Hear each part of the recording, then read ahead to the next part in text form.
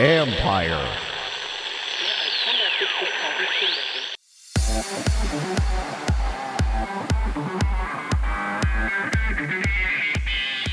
The latest and greatest in 2022. We did a lot of really unique affiliate marketing partnerships and podcast partnerships and celebrity influencer stuff. And you can't just go out and just spend money on ads and have it return super well.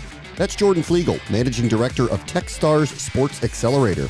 We're going to run the gamut on all the innovation in tech that's booming in 2022. This is the Future Sport Podcast. I'm Bram Weinstein.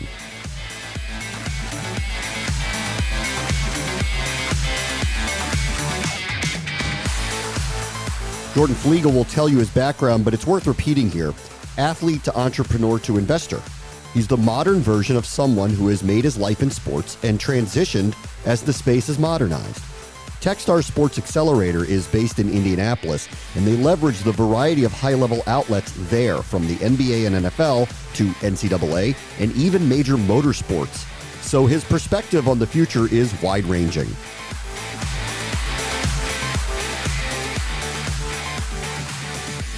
Our guest this week is Jordan Fliegel. He is the Managing Director of Techstars Sports Accelerator. So let's get into a 2022 conversation of sports technology and what's investable these days. Hey, Jordan, how are you? Great to talk to you. Thanks.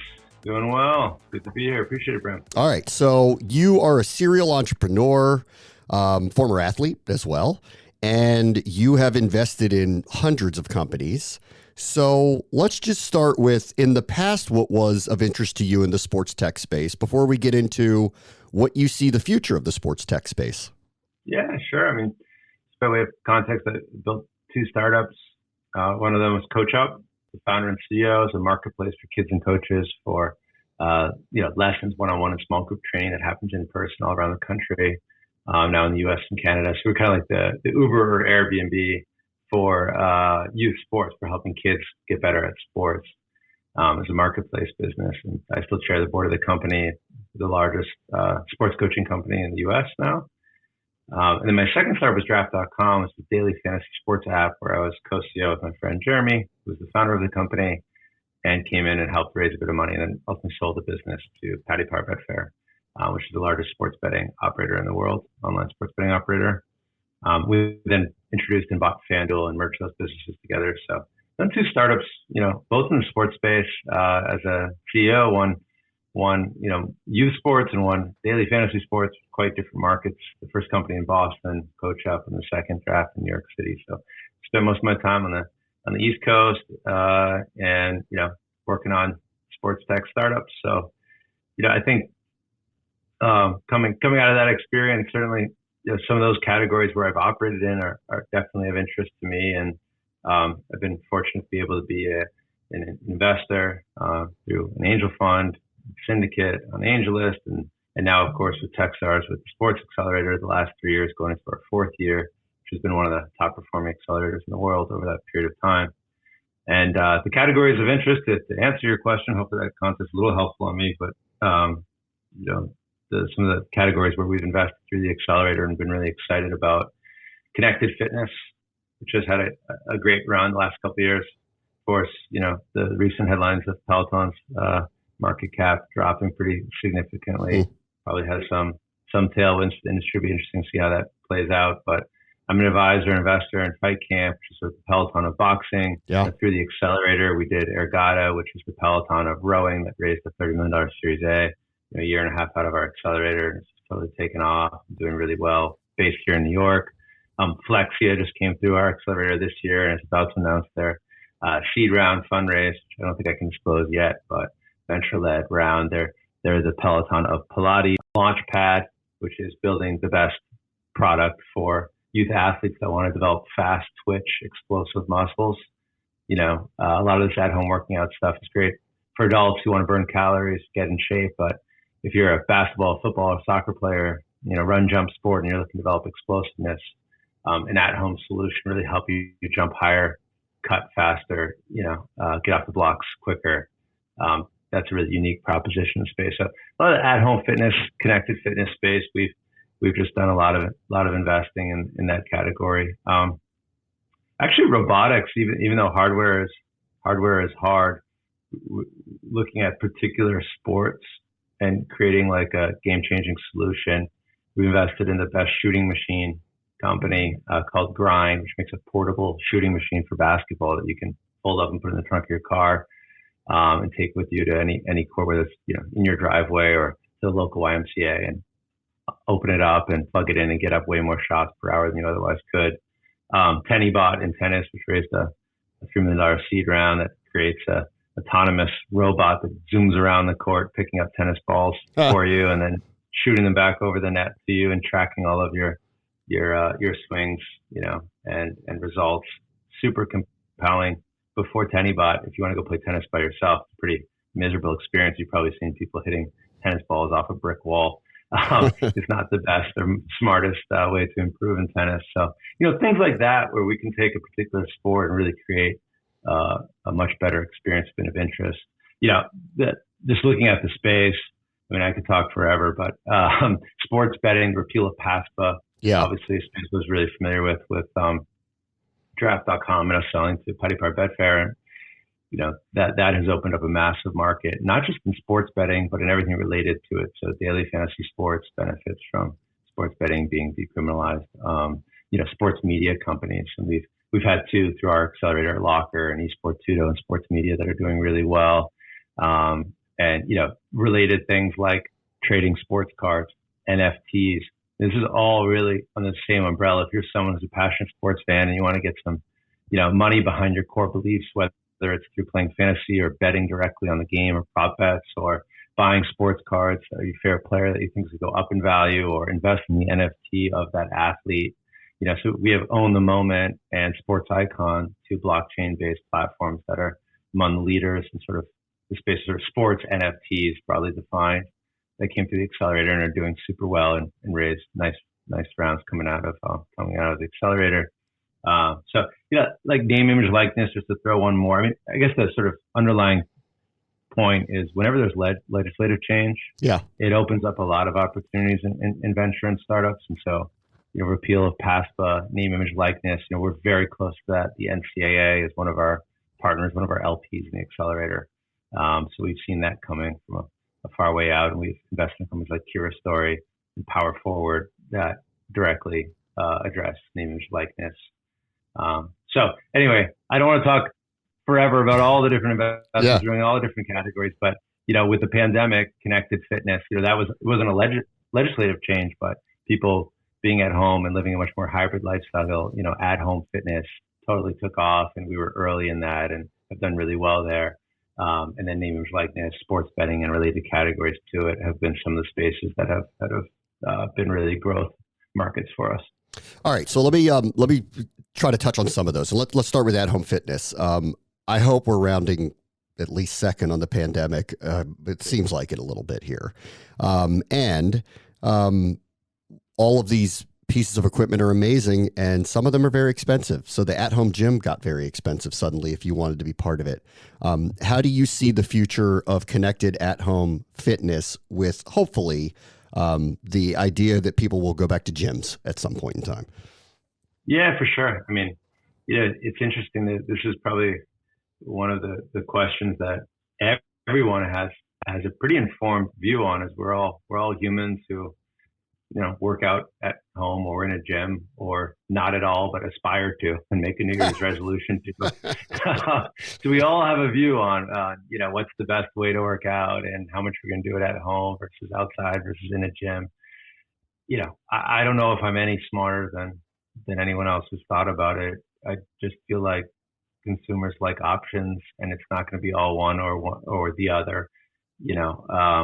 I think that people are going to probably do both. One thing I will say is when you think about the pain and friction involved in working out, before fight camp, if you wanted to box, you have to go to a boxing gym, which is like generally a pretty sweaty and unattractive place with like blood on the boxing mat. Some people love it. Some people don't want to spend time there, and you have to drive and you have to park and you have to pay and all this stuff. So if you can do a boxing workout at home and get the same level of training, get a great sweat in a fraction of the time without all that friction, not to mention weather and snow and, driving and that's generally a better experience for the vast majority of people. Same thing with Pilates versus going to Pilates studio or, Peloton versus going to a Soul Cycle class. We see that with Ergata versus going to like a City Row or something, right? It's a better experience to do it at home and generally a fraction of the time. And we're all busy and getting even busier through the pandemic. And I think work is just filling the void of any excess time we're saving by not commuting. And, so if you can get a quick workout in at home, that's social, that's engaging. You do the same workout or a better workout in half the time. It's just really, really valuable experience. So I do think people will go back to gyms for the social element. I mean, we're increasingly, for those of us fortunate enough to be working like a knowledge sort of space where we can just be doing emails and calls and Zooms all the time, like when do you ever see other people? If it's not in kind of context of going out for dinner or drinks, I mean, kind of the gym for a lot of people is that thing. So I do think it'll come back, especially gyms that have other amenities like basketball courts and, saunas and hot tubs and things that aren't necessarily replicable easily in your house. I think we'll do fine and we'll bounce back. But I'm not of the view that at-home fitness is going to suffer from the fact that people are able to go back to gyms. I think people have really, now taking the view that they can have more space, they can live farther away, they can have home offices, they can have space for at-home gyms, and are willing to invest in that stuff. I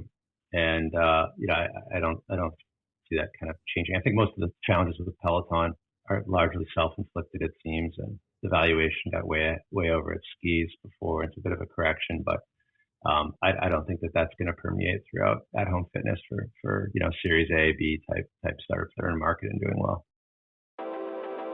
Guys, if you're looking for that extra confidence when it's time to have a little bit of fun, let me tell you about BlueChew.com. Blue Chew is a unique online service. It delivers the same active ingredients as Viagra and Cialis, but it comes in chewable form and it's at a fraction of the cost. Blue Chew's tablets will help you combat all forms of ED. Plus, it's an online prescription service. No visits to the doctor's office, no awkward conversations, no waiting in line at the pharmacy, and it ships right to your door in a discreet package. The process is really simple. Sign up at BlueChew.com, consult with one of their licensed medical providers, and once you are approved, you'll receive your prescription within days, and the best part, all done online. Blue Chew's licensed medical providers are going to work with you to find the right ingredient and the strength for your personal subscription. Plus, their tablets are made in the United States. They prepare, they ship direct, and it's so much cheaper than going through a pharmacy. And here's a special deal for our listeners. Try Blue Chew free when you use our promo code FUTURE, F-U-T-R, at checkout. Just pay $5 shipping. That's BlueChew.com, promo code FUTURE, F-U-T-R, to receive your first month free. And we thank Blue Chew for being a sponsor of this show. Let's talk about gambling for a moment. You were ahead of the curve with fantasy. Fantasy was, for lack of a better term for content, an interloper. Gambling's not going to be. It is cornered clearly by large conglomerates, and content providers are likely going to have partnerships with major corporations that have foundationally been part of this. So where do you see room for a startup to get involved in the gambling space? It's a great question, and very logical question. There's all sorts of friction in starting a sports betting company. Most importantly, regulation. You have to have a license. You have to have a retail partnership, and then it's just super expensive to acquire customers, and then it's super expensive to build product because you need engineers, and they're expensive. And then it's a little bit hard to differentiate on game types, right? I mean, yeah, you don't tend to win by trying to have a lower rake, right? It's no just race to the bottom on margins, or it's a little, you want to bet on who's going to win the Super Bowl, whether it's on FanDuel or DraftKings, the product experience is pretty much the same. So, I would be very negative on someone who says I'm going to start the next FanDuel or DraftKings or Caesars or something. I'm going to build a sports book from the ground up. I think that's super hard. It's also really, having operated in the space, for a bit of time, it's a super challenging space. I mean, it's regulated state by state. It's complex. You have to be really smart about how you acquire customers, because the primary channels are very competitive and difficult. So, we did a lot of like really unique affiliate marketing partnerships and podcast partnerships and celebrity influencer stuff. And you can't just go out and just spend money on ads and have it return super well. And it's only gotten harder. I would say, sports betting is legal now, I think in like 30 and change states, 18 of which are online, which is important. And I'm in fantasy DFS, we operate in like 40 states. Draft, also our competitors, FanDuel and DraftKings, 40 states. So online sports betting, I imagine we'll get to at least 40 states and likely, closer to 50 over time as the revenue opportunity is hard for most states to pass up. It's also, by the way, very hard. Like in New York, there's only like 4 licenses, right, for online. So it's not like you can't just iterate through there. So anyway, the opportunity in sports betting is around the edges. There's opportunity to build better mechanisms, for instance, for people to figure out which platform has better odds, right, and where they should bet, or if they're betting on multiple platforms, to be able to track their bets more efficiently.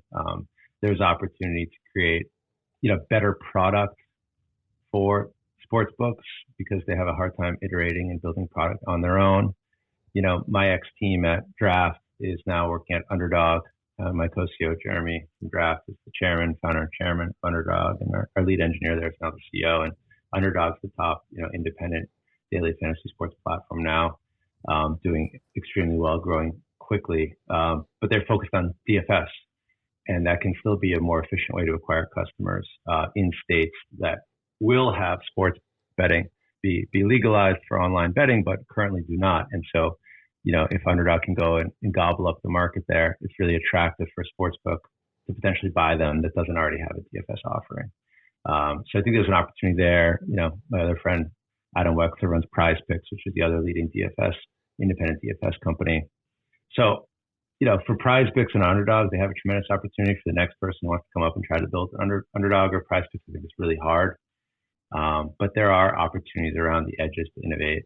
And I think sports media, I really view as, DFS platforms benefited by sports betting becoming decriminalized because all of our users become much more valuable. They're much more high propensity to be bettors once that was legal. They were already betting. They were just doing it offline. And, sports media, same thing. If you have a bunch of sports fans, like the majority of sports fans have some action going on sports through betting or DFS. So every sports media platform that's able to reach, customers more efficiently is really benefiting right now. Probably the best example of that going back a couple of years, Barstool acquisition by Penn Gaming. I mean, Barstool had a brand. Barstool had a user base that was high propensity to be bettors. Penn had market access deals. They had market access. They could have digital sports betting, but they had no brand and they had no really passionate user base. So that was a very logical acquisition. So there will be other deals like that. I'm not sure, as prominent as that, but there's opportunity there in sports media for sure. Let me ask you about the in-person experience now that fans are back and hopefully things will change and mask policies will change and things will get somewhat back to normal. Are you working with teams, leagues, startups in the accelerating the modernization of the in-person experience at sporting events? Yeah, for sure. So, our partners at the Accelerator, the Indiana Pacers, Pacer Sports Entertainment, which not only owns the Pacers, but also the Fever, and Indianapolis Colts, Indianapolis Motor Speedway and IndyCar. Indy 500 is the largest sports spectator event in the world. Non-COVID years, about 350,000 people come for that event, which is just absolutely nuts. So, our partners in our accelerators are major sports properties, and of course the NCAA, which governs all college sports. So we're, fan engagement, and, sort of sports properties, in-person experience and challenges around that. It's very top of mind for us. We invest in a company called Rebus out of Bogota, Colombia, that is trying to create a much better fan experience. I think there's a lot of opportunity there.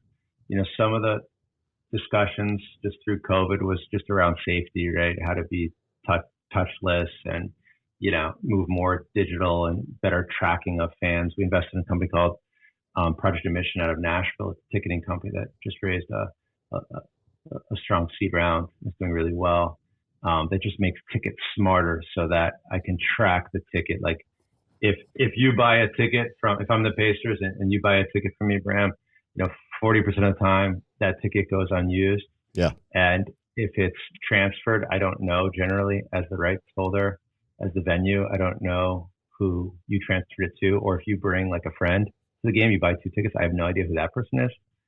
So Project Admission's making it much easier to track the ticket through its life cycle. So I know that you bought, I know who you brought with me, I could remarket to you. You can easily resell that ticket, and I know as a venue who that person is. And so both from a COVID vaccine testing standpoint, but also just the remarketing, also just feel your fan engagement, your experience can't be that great if you don't know who's in your seats. And it's been remarkable learning for me over the last couple of years to see how little teams know about their fans that are coming to their games. And so I think the first challenge I'm so excited about Project Admission is figure out who's coming. And then you can do all this hopefully interesting stuff to better engage them, to sell them ancillary experiences like Rebus does, to engage them in other ways. But it's hard to do if you don't have that baseline knowledge of who they are in the first place. It's interesting you bring that up because my background is in traditional media and sports media forever, and we've worked off of incomplete data forever on who our audiences are, which is just demographic numbers through ratings. And it's often, we're looking for 25 to 54-year-old men. That may or may not be necessarily true, albeit it is probably largely true. And I think we're just in a very different space now of teams are finding out who their fans really are. Stars are finding out who their fans really are. And therefore the marketing opportunities are just, the horizon. It feels like it's been opened up to a very different space because of the information that's been provided about who actually is interested in your product. Totally. And then there's so many different ways you can, once you know who you can monetize them now outside of selling them a ticket. I mean, I'm an investor in a company called Dapper Labs, that has NBA Top Shot, and that's a totally new product, right? For effectively a digital sports card moment, right? Which is done, of course, very well. It was well covered. Sports Icon that did something. They did an NFT drop called the Lion Club. One of our portfolio companies, the Accelerator. Really engaging, community of sports fans, and they have like celebrities like Baron Davis, who's one of our mentors at the Accelerator, came on and did a talk to Lion Club members, just people who happen to have bought, a Lion Club NFT, and now they're able to have these really unique fan experiences. So I think all of that's really cool, and you can envision a lot more products around, especially with enabled by blockchain, that enable better access, better engagement for sports fans with their favorite teams and players. And that's a space that we're investing actively and really interested in. And it'll be interesting to see like teams getting more involved in that. I'm definitely not a metaverse person, but I understand that teams now can have arenas in the metaverse, can own land in the metaverse, and can engage their, Web3 oriented fans in the metaverse. And, the tend to be younger fans who they're struggling to reach oftentimes anyway, and the future market for the team. So there's going to be lots of new interesting ways for teams to engage beyond, the traditional putting butts in seats, which has been the main focus. We're sports people, Jordan. Like, we originated reality TV. That's why we didn't watch reality TV. Yeah. And we don't need the metaverse because we've been living vicariously through athletes our entire lives too. So like, what do we need to go to a virtual space for? I can go to a Wizards game and go watch real NBA players play. Right. Yeah, for sure.